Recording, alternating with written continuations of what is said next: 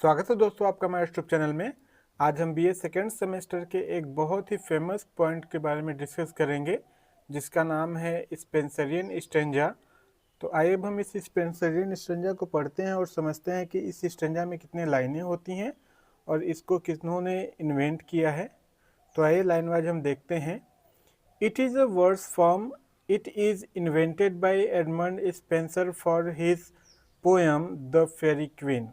ठीक है, तो ये जो हमारा स्पेंसरियन स्टेंजा है ये एक वर्स फॉर्म है जिसको एडमंड स्पेंसर ने इन्वेंट किया था, इसीलिए इस स्टेंजा फॉर्म को हम स्पेंसरियन फॉर्म भी बोलते हैं या स्पेंसरियन स्टेंजा फॉर्म भी बोलते हैं।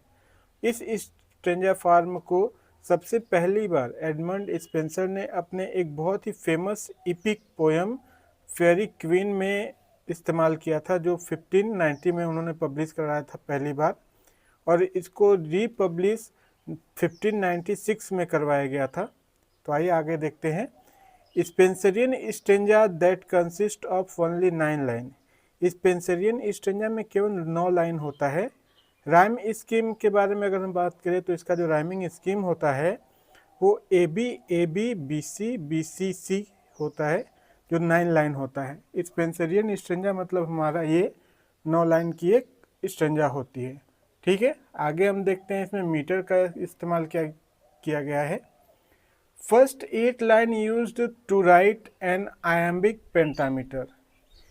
ये जो 9 लाइन का स्टेंजा है जिसको हम स्पेंसरियन स्टेंजा कहते हैं, इसमें जो 8 लाइन है उसको आयम्बिक पेंटामीटर में लिखा जाता है।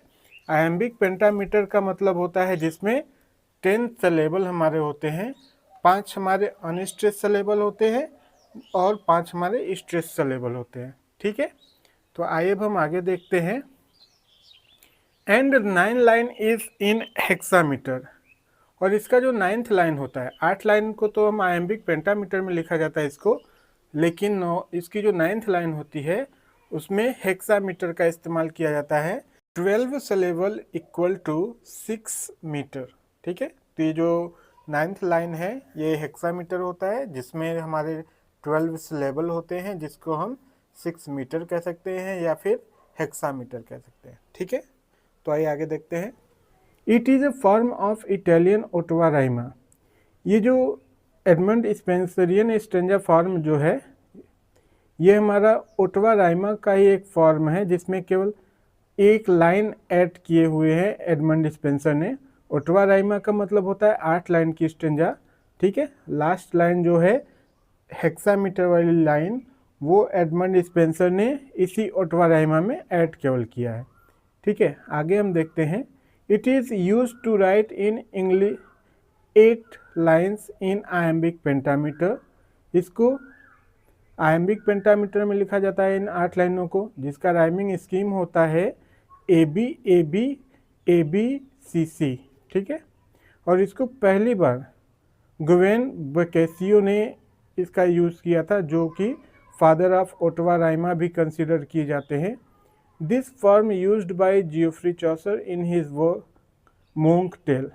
ठीक है, इस फॉर्म को सबसे पहली बार जियोफ्री चॉसर ने इस्तेमाल किया था अपने एक टेल में जिसका नाम था मोंक टेल।